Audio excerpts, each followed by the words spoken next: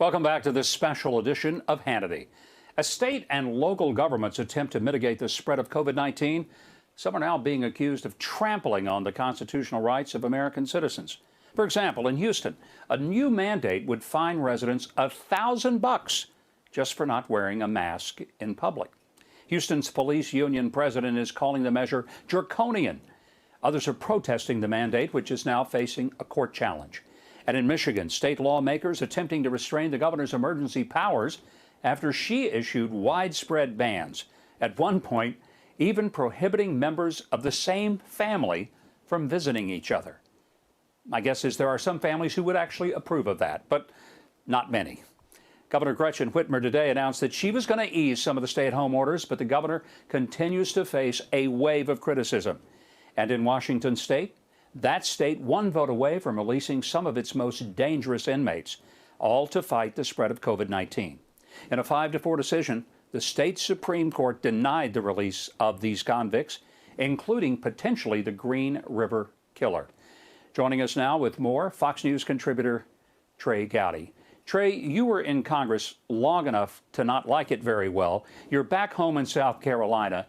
But what we're seeing all across the country is some very heavy-handed policies being passed out at the local level by governors and county commissions and mayors. Is this a threat to the long-term life and liberty of the United States and its people?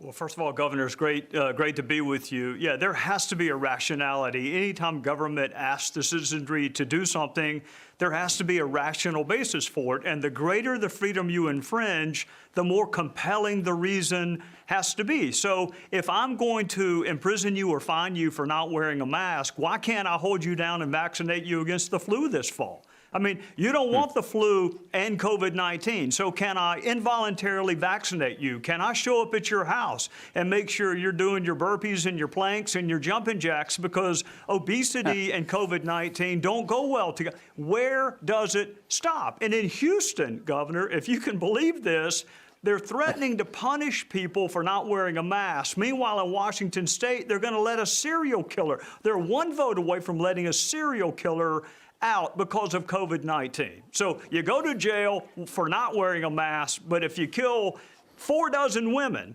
because of COVID-19, we might let you out. That is irrational. You were in the Justice Department as a federal prosecutor prior to going to Congress, so you understand the Justice Department. You also understand the power of the federal government and what they can do. But the federal government can also defend civil liberties if they want to, and right now, Attorney General Bill Barr seems to be indicating that he's willing to stand up for citizens to make sure that constitutional rights don't get trampled on. What do you think is going to happen out of that? Well, I think we're really lucky. We have a real lawyer as the AG. I mean, he is a real lawyer. So he understands that for government to be able to impinge on a freedom or infringe on a freedom, there has to be a rational basis and sometimes a compelling reason. So if I'm going to tell you, Governor, that you can't go visit your mom, that's a fundamental right that you have. So the reason I offer to keep you from doing that has to be incredibly compelling. It has to be more than just the governor of Michigan thinks it's a good idea.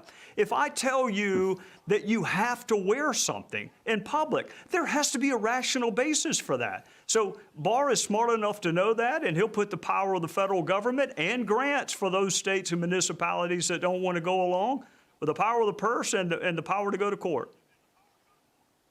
Congressman Gowdy, we've seen some pretty crazy stuff, like in Michigan. The governor says you can't mow your lawn. I'm having a hard time understanding how mowing a lawn is going to make me more subject to getting the COVID-19 virus. Yeah, it is the responsibility. You were the governor of a great state, Arkansas. She's the governor of a great state. It is her job to persuade her citizenry that what she's telling them they cannot do is somehow rationally rooted in public health.